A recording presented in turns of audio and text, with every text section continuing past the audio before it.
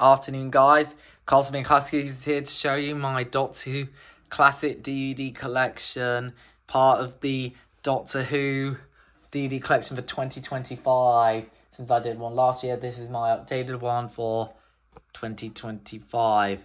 So, I've had a few new updates to it, though I'm not collecting all of them, I only picked the best. With that out of the way, let's get started. So starting off, we have this, which I purchased for my birthday, the Daleks in colour, which I give a 9 out of 10. Really nice to see the Daleks in colour. Then we go to the Pertwee era. So I bought the Beneath the Surface box set from HMV, and we have Doctor in the Silurians, brilliant, gets a 10 out of 10. Day of the Daleks, one of the Pertwee Dalek stories, the second best Dalek story. Some people have mixed reviews about it, though the special editions with the special effects is more improved than on the original one. So the special edition, I give a 10. I really enjoy the special edition over the original edition because the voices were a bit crap. Curse of Peladon is underrated, I believe. I give it a 6 out of 10, though. It has got Patrick Troughton's son on it and the Return of the Ice Warriors. And of course, Doctor in the Silurians has Liz Shaw for a short time till Inferno. Then the Sea Devils gets a 9 out of 10. Many people enjoy the Sea Devils from season 9. The early two stories in season 3 stories in season 9. The early story from season 1 and season 7. Then we have season 10 now with Carnival of Monsters Special Edition, which I give a 7.5 out of 10. I really like the Drashigs, and it's a whole sort of run-around story of the season. Then I've got the Dalek War box set, which I had for nearly 15 years now, or 16 years now, since it came out in 2009, which has Frontier in Space, which people say is underrated, though it does feature the last appearance of the Roger Delgado Master, as you can see there, before he passed away in a car accident in Turkey. So I give that a 8 out of 10. And Planet of the Daleks gets a 8 out of 10. I really used to enjoy Planet of the Daleks when I was younger. And then finally we end off with the Monster of Peladon, which is the sequel to the Curse of Peladon. So I give an 8. Now we go to the Incredible Mammoth Tom Baker era, the iconic classic Doctor Who. Let's begin. So we have his first story, Robot.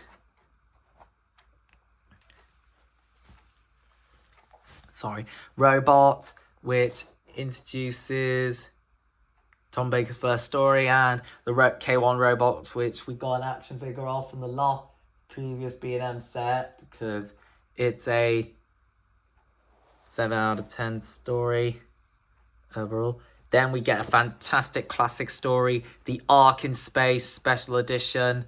This is a fantastic horror story. I believe this is Tom Baker's favourite story, the special edition version of the Ark in Space, which I watched last year when celebrating 50 years of Tom Baker's era. This was a brilliant classic story, and I think in number 3 in my top 10, number 4 in my Tom Baker, or number 3 or number 4, it's hard to say, though the Ark in Space I give a 9.5.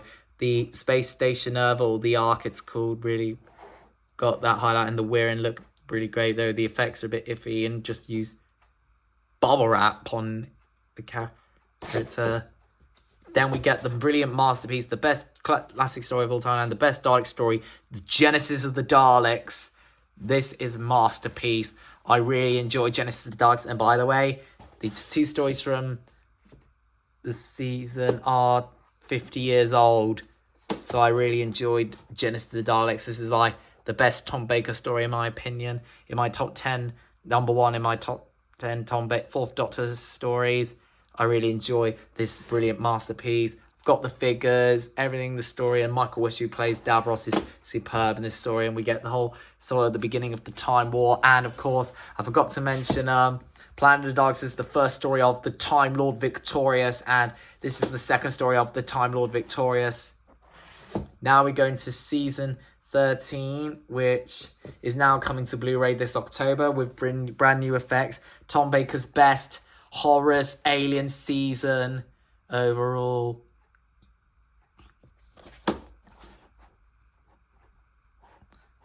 We have Terror of the Zygons, which was the last appearance of the Brigadier, and of course Harry Sullivan, the Imbecile. Though this story is in number 8 in my Tom Baker list. Terror of the Zygons, I give it a 9 out of 10. Not quite a 10 though. Some people give it a 10 or a 9. Terror of the Zygons, which finally took a while to get released on DVD. Then we get number 10 in the classic top 10 classics, Pyramids of Mars, which is for me at number 7. Pyramids of Mars. I really enjoyed Pyramids of Mars with Sutek, till we found out later in the new series he was on the Doctor's TARDIS the whole time. From just ridiculous. He was traveling with the Doctor secretly after the events of Pyramids of Mars, and this is just a classic story. The effects, of course. Then we get The Brain of Morbius, which we see it's a bit of a horror Frankenstein story. First appearance of the Sisterhood of Khan, and we get to see like other Time Lords throughout the series, like Omega, the Monk, the Master, or other Time Lords throughout the series. Though I give that an 8 out of 10. Then we get 10 out of 10 from, this is number 2 in my 4th Doctor story. It's The Seeds of Doom. Just a fantastic classic story to watch. Very Tom brutal. There's like horror in this. The Crinoid is superb. The Doctor and Sarah Jane are on fire. And it features a Boise, who's from Only Fools and Horses, appears in this. There's Scorby in this story. Brilliant. Now we go to series. Season 14, we have The Deadly Assassin is number 9. I give this a 9 out of 10. I read the first story to feature no companion, and we get this is the third story of the Time Lord victorious. And suddenly and terribly, the Time Lords face the most dangerous crisis in their long history. That's brilliant. The Face of Evil, the first appearance of Leela. Okay. Then The Robots of Death, another classic. Here, got this secondhand from CX.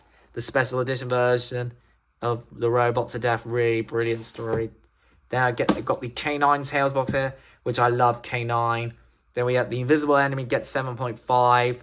And I might need to give a rewatch on K9 and Company. Then Image of the Vendal is an 8 out of 10. It is underrated, though many people enjoy Image of the Vendal, some people don't. And then The Sunmakers, I give 7.5. The Sunmakers is a good story. Though it was one part was filmed in Hengrove in Bristol,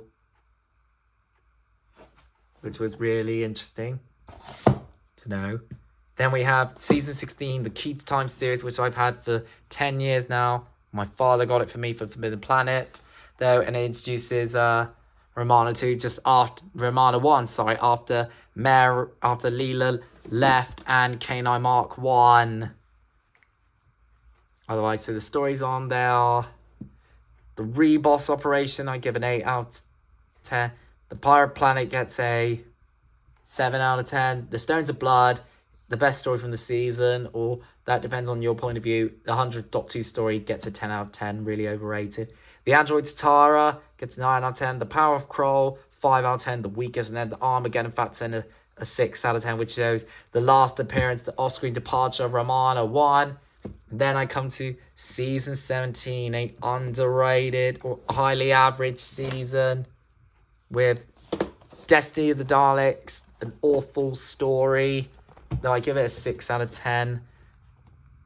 The Daleks are just dull in this story. It brings us Davros and the return of and Romana 2's introduction, played by Lara Ward and Tom Baker's second wife, or ex-wife apparently, though I did rewatch it with the new updated effects, of course.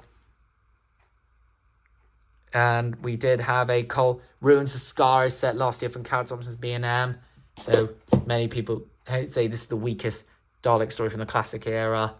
My opinion, definitely. City of Death, a classic, give that a 9.5 out of 10. Really enjoy City of Death, filmed in Paris, as you know, and everyone's getting this. Though this is my least favourite story from the season, The Creature from the Pit. gives a 5 out of 10. It's really dull. Nightmare of Eden, which is a good story, though you can see the people's heads and faces. Yeah, it's got Nightmare of Eden and K9's in it. Really good on that cruise thing, and all about drugs. Drug solving mystery. So I give that a 8 out of 10. And then the most hated story from the season, The Horns of Naimon, with the bad acting from this guy right here. And Romana too does her best. We see Romana to Sonic Screwdriver for the first time, and K9 is different in the story though. The Naimon are good, though I would really give it a 6 out of 10. And then a 10 out of 10, this gets the unfinished Sharda, the updated full-length version of Sharda. I really enjoy this story. The Lost Story finally abandoned, although we did get the original one back in 2013. Then we come to season 18. Thank goodness I do not like I have not got the Leisure Hive. I heard it's the worst story of the classic era, which is I'm glad I'm not having that in my collection. Meglos gets a 5 out of 10, and though it does feature Jacqueline Hill returning as the character Barbara as a different character. Then we got the E-Space trilogy, which has Full Circle, the introduction of Adric. I give that 5 out of 10. State of Decay, I enjoyed. So that gets a 6 out of 10. And Warriors gets a 4.5 out of 10. And his last appearance of Romana 2 and K9 Mark 2. Then we get the New Beginnings box set, which my father found at my parent carers, which has The Keeper of Traken, the best story from the season, which gets an 8 out of 10. And then Logopolis gets a 7 out of 10. The final end, and then we come to the 5th Doctor era. We have Castrovalva, which I hear is average. The Visitation, I give an 8.5 out of 10. The special edition version is brilliant.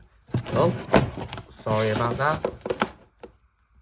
Then we have the 5 Doctors. I really enjoyed the 5 Doctors special edition. Then we got a new one with the Blu-ray collection, which I don't have the Blu-ray collection since I don't collect Blu-ray players.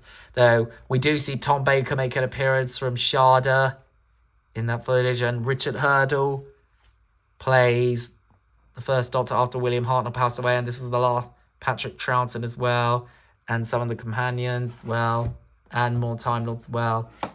Warriors of the Deep is crap. I give it a 3 out of 10.